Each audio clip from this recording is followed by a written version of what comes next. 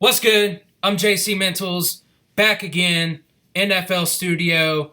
This week I found a really fire sample from Vinyl Frontier. I'm going to be chopping it up in Machine and bringing it into FL Studio to go ahead and complete the beat. But before I get into that, I do have a couple things to tell you guys about. Warning, please stay indoors and disinfect any surrounding areas.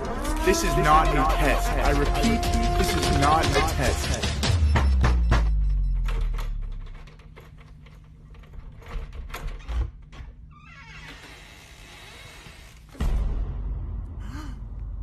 It's Corona time.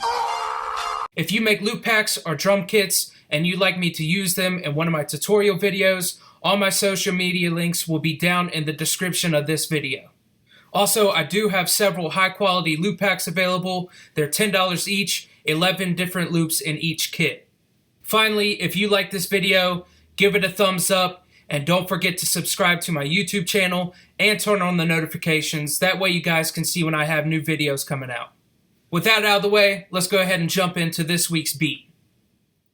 As I said, I found a sample on Vinyl Frontier. I'm going to be using Machine inside FL Studio to chop that up. You can use FL Studio. There are ways to chop samples or loops in FL. However, for me, it's just a little easier with Machine.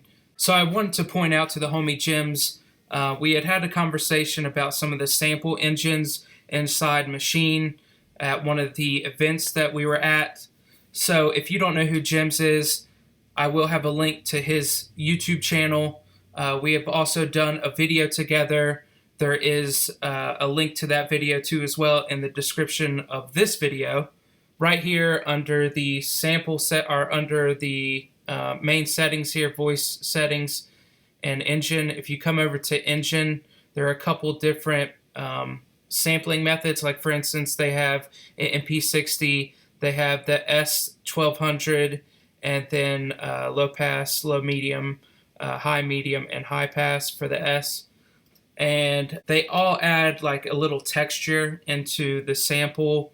So sometimes I'll use one of those engines to kind of get like a vinyl crackle feel, but since I'm actually sampling from Vinyl Frontier and he uses, or more so he samples from vinyl, I won't need to do that.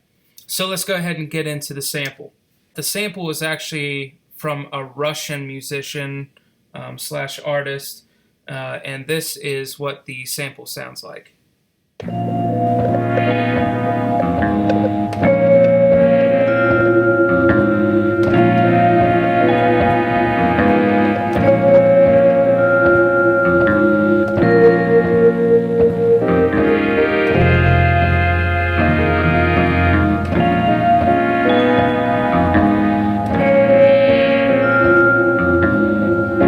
So as you can tell, I already have it chopped up. So this is what I actually did with those chops.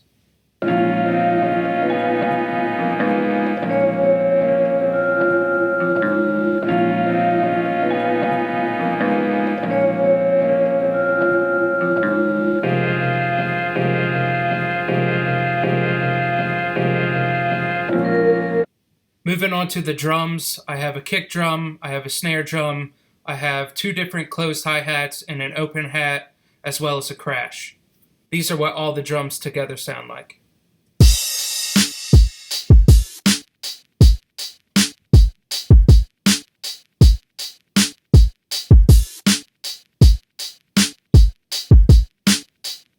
Alright, so getting into what I've done with the drums, starting out with the kick drum, I've taken some of the notes and dropped them just to make it sound a little more organic, a little more realistic and humanized.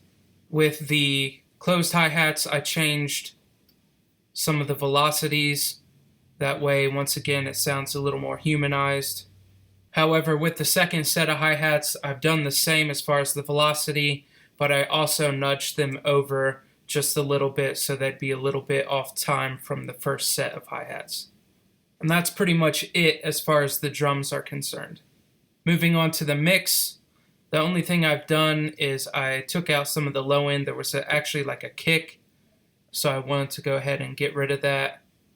And then I also spread the stereo image of the sample just a little bit. For the kick drum, I put it in mono, and then for the rest of the drums, I just took out the low end. Moving into the arrangement, I went ahead and removed some of the sections of the drums just to make it a little more interesting, especially since this is a really basic beat. I also added in a riser coming into the verses. That way you know something's getting ready to change. So the way I have this set up is that there's a 12-bar intro, there's 16-bar verses coming into the hook, which, depending on what you would like to do as a vocalist, maybe put like a vocal sample in there, or if you want to do a hook, or whatever, the options are available. And that's also really the benefit for getting the stems, because then you can really arrange these beats how you want and kind of tailor it to your idea of what you're going to do with the beats. So I would definitely highly suggest getting track outs. It is worth it. They are a little more expensive, but there are things that come with that you can't do from a regular MP3 or a WAV. So that's pretty much it as far as the beat. I hope you guys liked everything. If you have any questions, make sure you get at me in the comments, as well as suggestions for future videos. I'm always interested to hear what you guys have in mind. If you like this, like I said, give it a thumbs up. It is always appreciated. Just wanted to thank you guys for watching my videos.